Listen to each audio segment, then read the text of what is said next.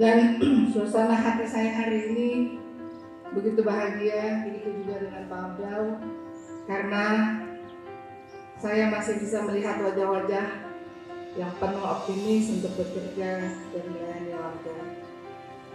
Sekalipun kita tahu bahwa tantangan yang kita hadapi tidaklah mudah, namun kita tidak boleh pasrah, apalagi